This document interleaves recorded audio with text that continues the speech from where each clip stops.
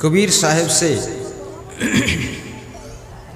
किसी भक्त ने प्रश्न पूछा कि हे सद्गुरुदेव, इस संसार में मनुष्य का जीवन सबसे अमूल्य है, परंतु मनुष्य दुखी क्यों रहता है, चिंता में क्यों रहता है, परेशान क्यों रहता है। लाखों लोगों में आप किसी बिरले को पाएंगे जो परेशान ना हो। दुख क्यों है? कबीर साहब कहते हैं दुख इसलिए है क्योंकि मनुष्य की दृष्टि में दोष है। जहाँ सुख है वहाँ मनुष्य को दुख दिखाई देता है, और जहाँ दुख है वहाँ सुख दिखाई देता है। मनुष्य की दशा ऐसे है जैसे मछली की दशा है। मछली की दशा मनुष्य की वह दशा। संसार जैसा दिखता है ऐसा है नहीं, और जैसा दिखता नहीं है वैसा भी नहीं है। जो तुम देखते हो वो सत्य नहीं है, और जो नहीं देखते हो वो झूठ नहीं है। मछली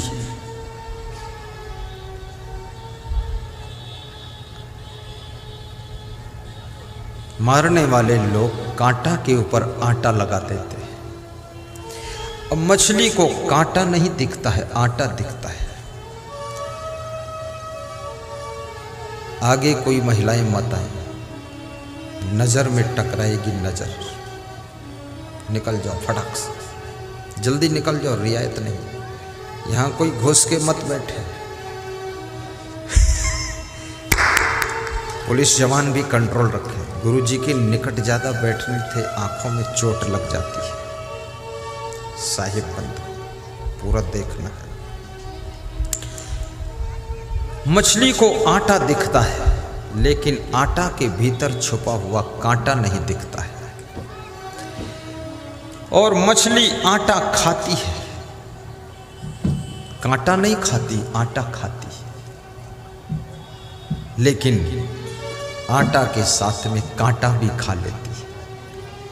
और ज्यों ही आटा को मुंह में रखती है त्यों ही मछली के मुख के अंदर वो कांटा चुभ जाता है। मछली भी बहुत असमंजस में पड़ जाती है कि ये क्या हुआ, ये आटा दिख रहा तो ये कांटा कहां से आ गया।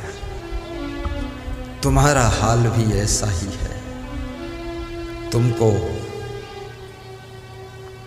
संसार में सुख दिखता है, लेकिन सुख के भीतर छिपा हुआ दुख का कांटा नहीं दिखाई देता है।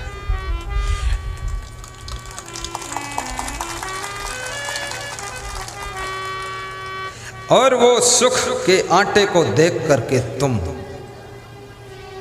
ज्यों ही भोगों को भोगते हो त्यों ही दुख का कांटा तुम्हारे गले फंस जाता है। ये सुख कहाँ है? कबीर साहब कहते हैं चाहत सुख दुख संग न छाड़ा। पीछे से आगे मत आने दे। कृपया कंट्रोल करें, नहीं तो सत्संग बिगड़ेगा। यहाँ हर समय कोई चलता फिरता रहेगा तो डिस्टर्ब होगा। ध्यान दें, पीछे वाले किसी महिला को आगे मत आने दें। वहाँ कोई खड़े हो जाओ जाकर। गणेश वहाँ चले जाओ, तो आने ही मत देना इधर, यहाँ जगह नहीं है। साहिब बंद कोई यहाँ देखिए, प्रसाद भी मत लाओ बाद को, दक्षिणा भी मत दो बाद को, कोई फल फ्रूट यहाँ लेकर मत आओ बाद को। सब शांति से बैठो और सुनो। ये सब फल फूल दान दक्षिणा बाद को। कम से कम जिस गाय की सेवा करते हो उसका दूध तो दुहो। तो जिस गुरु की सेवा कर रहे हो उसकी अमृत वाणी तो सुनो, अमृत वाणी तो सुनो। बस बैठो, प्रेम से बैठो, माता लो। और खिसक जाओ, मुंह दिखाई दे, दर्शन कर सको, खिसको। हाँ डरो मत, अब अंदर में हो, ठीक है, बस बैठो, बैठा रहे चुपचाप। साहिब बंदगी। साहिब कार्यक्रम करने वालों को भी इतनी उम्मीद नहीं थी कि लोग आएंगे, और मुझे भी उम्मीद नहीं थी इतने लोग आएंगे, लेकिन आने वालों को उम्मीद थी कि हम इतने लोग आएंगे। साहिब बंदगी। साहिब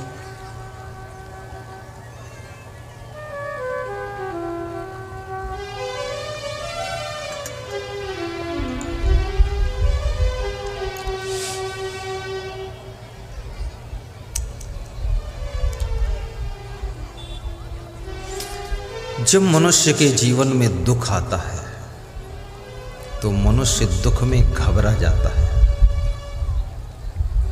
और घबराने से दुख कम नहीं होता है, घबराने से दुख और प्रभावशाली हो जाता है। ऐसा कोई मनुष्य नहीं है जिसके जीवन में समस्या ना हो और दुख ना हो। इंसान की बात छोड़ो, भगवान के जीवन में भी समस्या और दुख था, लेकिन भगवान कभी घबराते नहीं थे। जो दुख में घबराता नहीं है, जिसका धैर्य टूटता नहीं है, दुख में जिसका साहस कम नहीं होता है, जिसकी हंसी खुशी मुस्कान दुख के आने पर भी कम नहीं होती है, उसके अंदर राम भगवान और कृष्ण भगवान का प्रभाव होता है।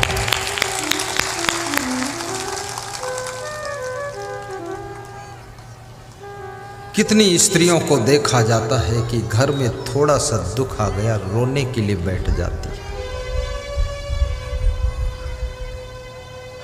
छोटे छोटे दुख में रोया ना करो। जिस दिन ज्यादा दुख आ जाए उस दिन खीर और पूड़ी बनाकर खाया करो।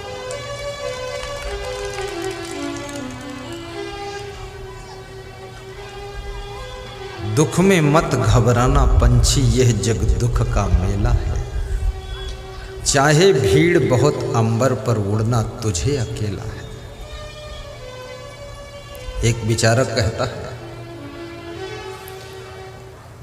दुख में मत घबराना पंछी,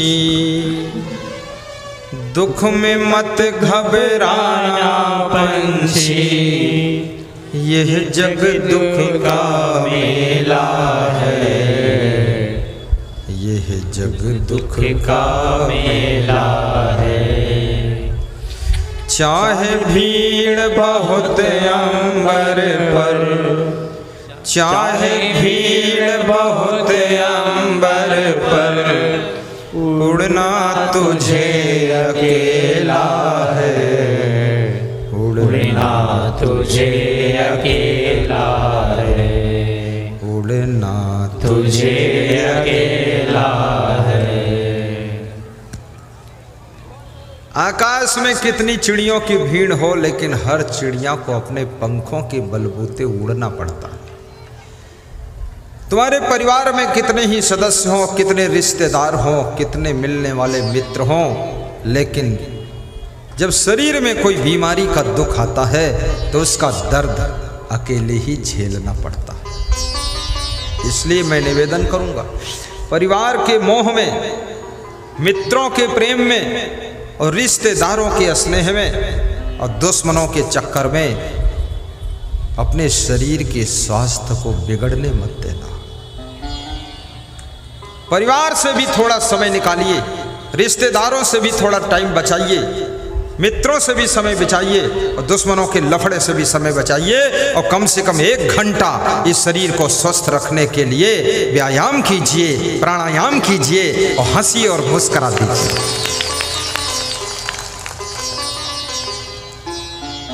महिलाओं को प्राणायाम व्यायाम की बहुत ज़्यादा ज़रूरत है, क्योंकि महिलाओं का काम अधिकतर मशीनों ने छीन लिया है। पहले स्त्रियां धान कूटती थी मूसल से, अब धान कूटने का काम तो मशीन कर रही है, और द्वार द्वार पर मशीन आ जाती, कूट देती है। अब ये स्त्रियां धान कूटने को नहीं पाती तो क्या कूटे, तो कितनी स्त्रियां तो अपने बच्चों को कूट देती हैं।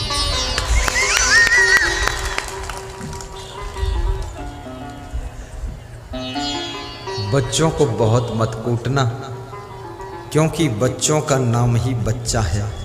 बच्चा नाम इसलिए है क्योंकि उनको बचाना पड़ता है।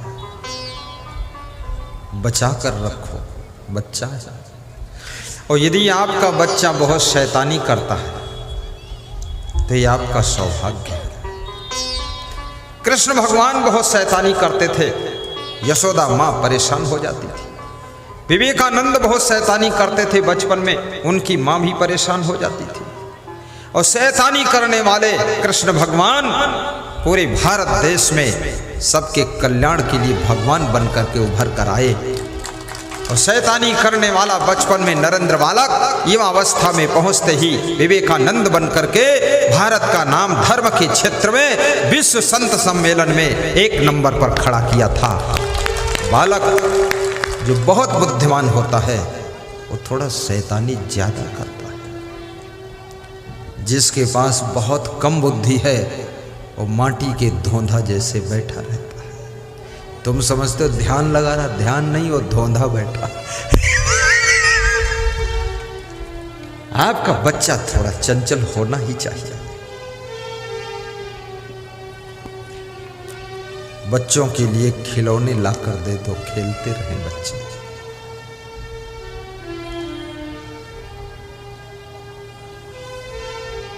एकोपि गुणवान पुत्रो निर्गुणस्य सतैवरः, एकश्चंद्रस्तमो हन्ति नच तारा सहस्रशः। सबसे अधिक दुख अगर मनुष्य को गृहस्थ आश्रम में किसी से मिलता है तो अपने बच्चों से ही मिलता है। लेकिन क्यों मिलता है?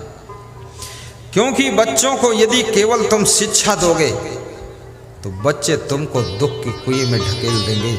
शिक्षा के साथ साथ बच्चों को संस्कार भी दीजिए, बच्चों को अच्छी संगत दीजिए, बच्चों को सत्संग से जोड़ दीजिए और बच्चों को भक्ति में जोड़ दीजिए, तो आपके बच्चे जिंदगी भर आपका उपकार मानेंगे और आपका एहसान मानेंगे। इस बात को समझना।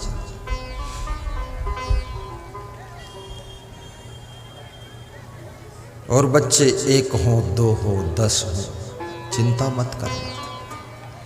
अभी देश के प्रधानमंत्री मैंने सुना 6 भाई हैं, आधा दर्जन। और ये भी सुना हूँ गरीब घर के थे। ये भी सुना हूँ माँ दूसरों के घर में बर्तन मांजती थी।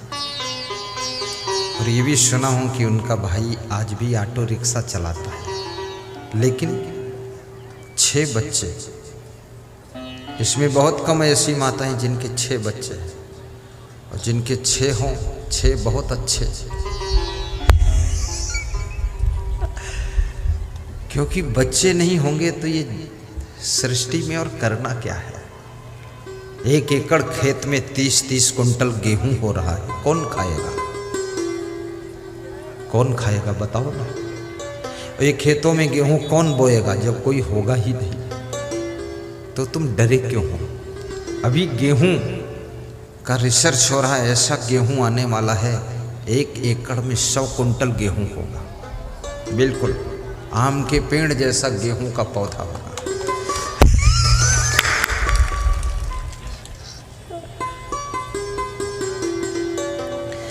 बच्चे 1 हों या 2 हों या 10 हों, जो हों, मैं नहीं कहता हूं बच्चे आपके कितने हों, ये तो तुम खुद हिसाब लगाओ कितने हों। मेरा विषय नहीं, क्योंकि मैं क्यों कहूँगा, क्योंकि हमारे बच्चे तो कोई है ही नहीं, तो हम दूसरे बच्चे की सेटिंग क्यों करें। परंतु इतना जरूर है, बच्चों को अच्छे संस्कार दीजिए।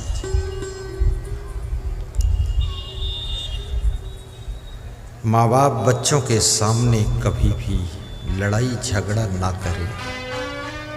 नंबर 2,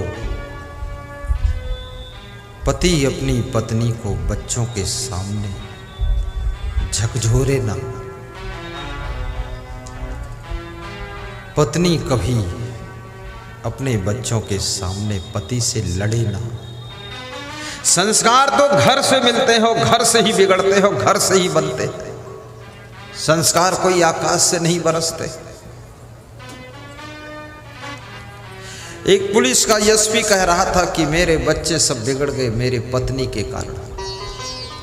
तो मैंने कहा बच्चे तो साझे में हैं, आपकी भी तो जिम्मेदारी। अरे बोले मैं तो पुलिस की नौकरी में व्यस्त था और ये तो खाली थी मेरी वाइफ, इसको कम से कम बच्चों को संभालना था।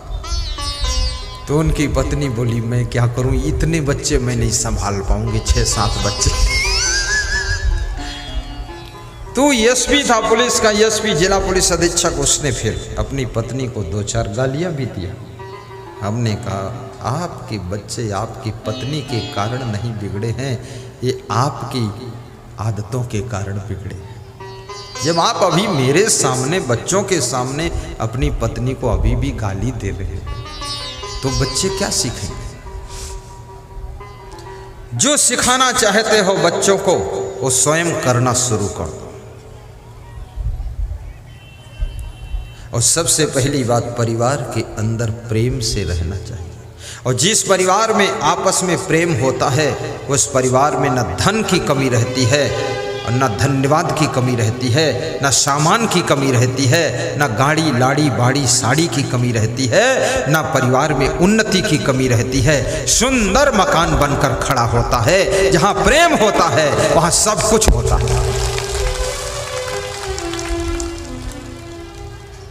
अब ये प्रश्न खड़ा है कि प्रेम कैसे होगा? प्रेम थोड़ा गम खाने से होगा। थोड़ा थोड़ा गम खा दो, थोड़ा थोड़ा अपना सुधार कर दो। बहुत ज़्यादा गलतियां किसी में नहीं है। गाड़ी के टायर में छोटा सा पंचर होता, सुई की नोक के बराबर, लेकिन हवा तो निकल जाती और गाड़ी खड़ी हो जाती। आप में छोटी छोटी कमी है, छोटी छोटी गलती है, थोड़ा थोड़ा सुधार कर लो। तुम जैसे लोग संसार में और कहीं नहीं है। इंद्रलोक में भी ऐसी स्त्रियां नहीं हैं और ऐसे पुरुष नहीं है। ये इंद्रप्रस्थ है, ये पूरा संसार देवलोक है। और यही संसार को तुम स्वर्ग बना सकते हो। और गलती करते रहोगे तो ये संसार नरक भी बन जाएगा।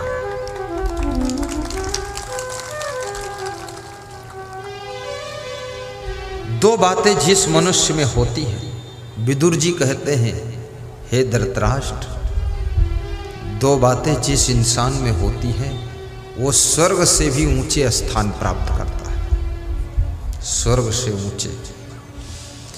ज़्यादातर लोगों की मृत्यु होती है तो नेम प्लेट में लिख देते हैं कि स्वर्गीय। अब मुझे आश्चर्य भी होता है, ये सब स्वर्गीय होते चले जा रहे हैं और नरकी कोई हो नहीं रहा। तो नरक तो खाली पड़ा है और स्वर्ग में इतनी भीड़ हो चुकी है।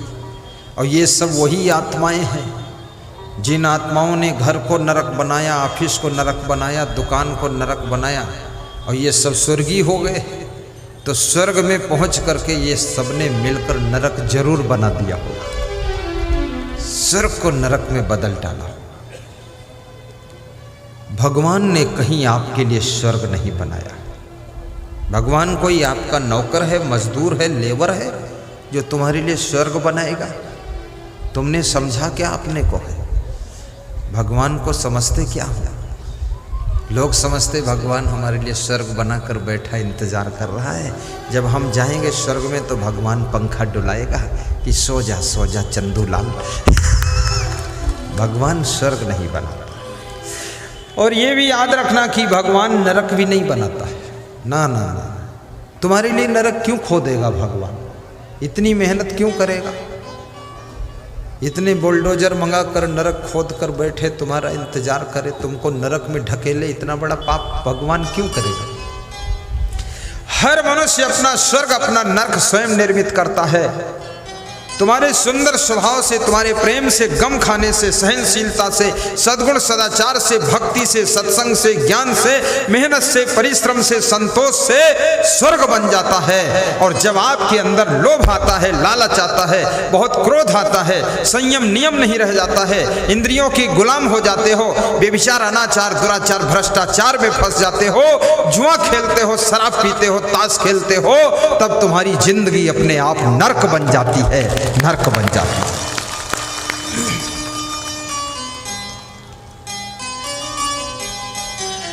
राजस्थान में एक महिला कह रही थी कि हमारी जिंदगी तो पूरी नर्क हो गई।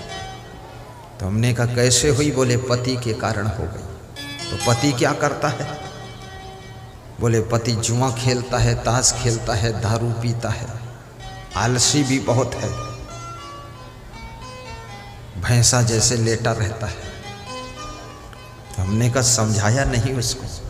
बोले समझाना, पूरा रावण है, हम समझाएं तो हम ही को पीटेगा। तो हमने कहा रावण के साथ मंदोदरी कंट्रोल करती थी, तुम भी करो कंट्रोल। कंट्रोल नहीं हो रहा है। अगर आपकी पत्नी आपको अच्छी बात के लिए कंट्रोल करती है तो अपनी पत्नी को धन्यवाद दीजिए और उसकी बात को मान लीजिए, क्योंकि जो लोग अच्छी राह बताने वालों को धन्यवाद देते हैं उनकी जिंदगी धन्य हो जाती है। तुलसीदास की पत्नी रत्नावली ने तुलसीदास को ज्ञान सिखाया था, याद है कि नहीं? तुलसीदास रात में यमुना नदी को पार करके मुर्दे का सहारा पकड़कर तैरते हुए चले गए और ससुराल में पहुंचे रात को। रत्नावली ने कहा तुम्हें शर्म नहीं लगती है? अरे दामाद हो, तुम्हें तो मेन गेट से आना चाहिए, दिन में आना चाहिए, तुम्हारा स्वागत होना चाहिए। इतनी बेशर्मी, इतना मोह, इतनी माया, इतना आकर्षण, ये हड्डी मांस का पुतला मेरा शरीर, इसमें है क्या? हाड़ मांस में तुम मोहित हो गए। इतना प्रेम अगर भगवान में होता तो हे मेरे पति देव, तुम कितने महान बन जाते। ये शब्द, रत्नावली के शब्द तुलसीदास को संत बना देते हैं और तुलसीदास एक महाकवि बन जाते हैं और तुलसीदास रामायण लिख देते हैं। लेकिन ये ज्ञान सभी पत्नियां नहीं देती, कोई रत्नावली होगी वही देगी। पर थोड़ा थोड़ा ज्ञान तो देती है कि शराब मत पियो, इतना सिखाती है। और मैं निवेदन करूंगा, जब सत्संग सुनने जाओ, मंदिर में जाओ, तीर्थ में जाओ, स्नान करने जाओ, कोई यज्ञ में जाओ, प्रवचन सुनने जाओ, तो वहां दान करना चाहिए सबको। और दान में सर्वश्रेष्ठ दान आपके दुर्गुणों का दान है, आपकी आदतों का दान है। अपनी कोई बुरी आदत गुरु जी के चरणों में दान कर दो और गुरु जी का ज्ञान लेकर के अपने जीवन को सुखी बना लो। यदि आपको गुस्सा बहुत आती है तो गुस्सा करने की आदत को दान करो। बहुत गुस्सा करने से ब्लड प्रेशर हाई बहुत होता है, फिर आपको नींद भी अच्छी नहीं आएगी। और क्रोध करने से पूरा सिस्टम बिगड़ता है। थोड़ा कंट्रोल में रहो, मुस्कुरा दिया करो। कोई दुष्ट मिल जाए तो उससे बच के निकल जाया करो। उस दुष्ट को कोई बड़ा दुष्ट मिल जाएगा, उसको सुधारेगा, तुम थोड़ा बचो। और ये भी याद रखना, कभी कोई दूसरा व्यक्ति तुम्हारे ऊपर बहुत क्रोध करे, अपनी सहन शक्ति को भी बढ़ा ले। और जितना सुंदर स्वभाव आपका होगा इस दुनिया में आपका उतना ही सुंदर प्रभाव होगा। गम खाने की शक्ति पैदा करो, प्रसन्न रहा करो। पति पत्नी दोनों कम से कम 5 मिनट का समय निकालकर प्रेम से चर्चा भी किया करो। कभी कभी अपनी वाइफ को खुश करने के लिए अपने ससुराल का गुणगान किया करो और कहा करो कि तू जैसी है वैसी है, लेकिन तेरी माँ तेरे पिता बहुत महान है, ऐसे कह दो।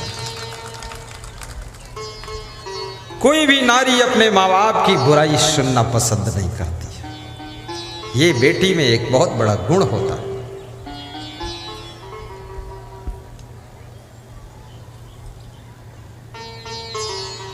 और जो स्त्रियां चाहती हैं कि मेरा पति खुश रहे,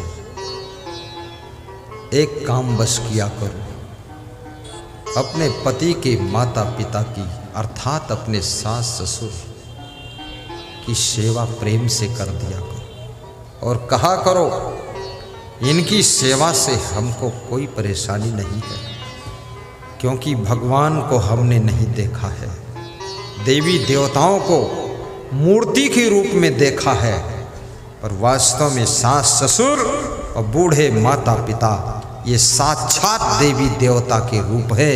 इनकी सेवा करने से मुक्ति मिलती है, शांति मिलती है। सेवा वही कर सकता है जो सहनशील होता है। हमारे आश्रम पर संचालक हैं, 95 साल की उम्र है। संत लोग उनकी सेवा करते हैं, 3 संत। तो जब उनको स्नान कराते हैं तो कहीं उनके शरीर में दर्द होता होगा, तो स्नान कराने वालों को मुक्का मारते हैं, थप्पड़ मारते हैं। उनके हाथ पांव धोते हैं तो ऐसे लगाते हैं। तो मैंने उनसे पूछा, आपकी सेवा करते आप मारते क्यों?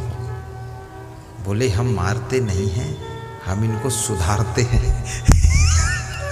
हमने कहा 95 साल के हो गए अभी सुधार रहे हो?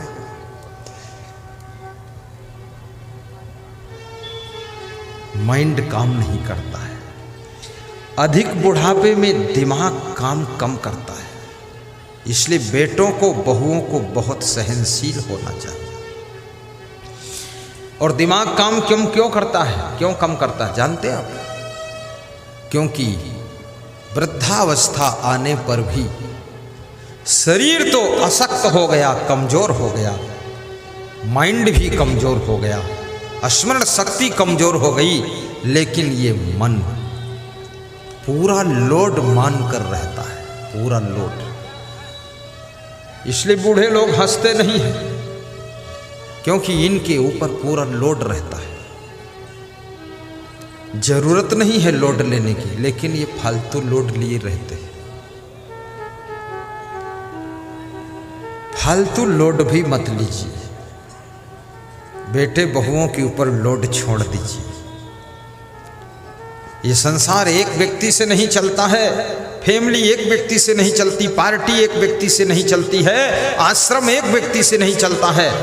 जब किसी एक व्यक्ति को अहंकार आ जाता है कि मैं ही इस घर को चला रहा हूं, उसी दिन से घर बिगड़ना शुरू हो जाता है। जब किसी एक व्यक्ति को अभिमान आ जाता है कि मैं ही आश्रम चला रहा हूं अकेले, तो वो आश्रम बिगड़ना शुरू हो जाता है। जब एक व्यक्ति को अहंकार आता मैं ही पार्टी चला रहा हूं, वो पार्टी डामाडोल होने लग जाती है। इसमें अनेक लोगों का सहयोग होता है, तभी ये सब संगठन चलता है।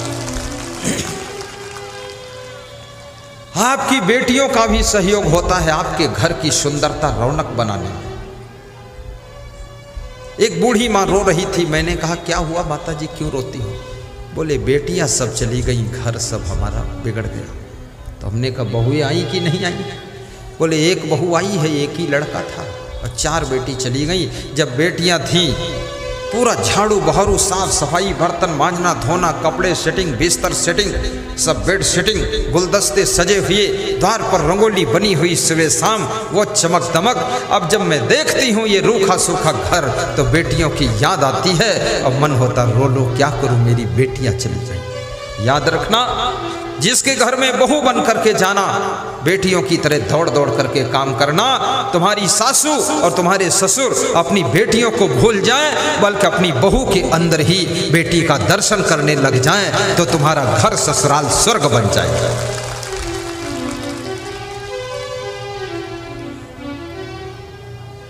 प्रेम बहुत बड़ी चीज है। आज यहां इतने लोग बैठे भी हैं, ये प्रेम की शक्ति से ही तो बैठे हैं। मैं यदि यहाँ आया हूँ तो आपके प्रेम में ही आया हूँ। मनुष्य को प्रेम में बांधा जा सकता है, प्रेम में रोका जा सकता है, और प्रेम में मनुष्य से काम लिया जा सकता है। ये साधारण प्रेम नहीं है। इतनी माताएं बहनें आई हुई हैं, बड़ी श्रद्धा है सबकी, सबका मन है गुरु जी के थोड़ा पास में बैठूं, दर्शन भी मिले। अब जो पहले आ गई तो बैठ गई, बात हो आई तो फंस गई। लेकिन टीवी स्क्रीन भी लगी हुई है, दर्शन टीवी में करना। और आपने शायद टीवी में रात को 9 बजे भी गुरु जी को देखा होगा, और मोबाइल के यूट्यूब में भी देखा होगा। जिन्होंने देखा है दोनों हाथ ऊपर उठाकर बताओ कितने लोगों ने देखा। ऊपर ऊपर ताली भी बजा दो।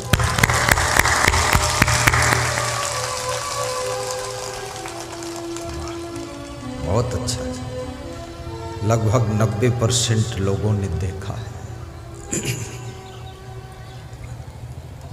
साहिब बंदगी बोलो।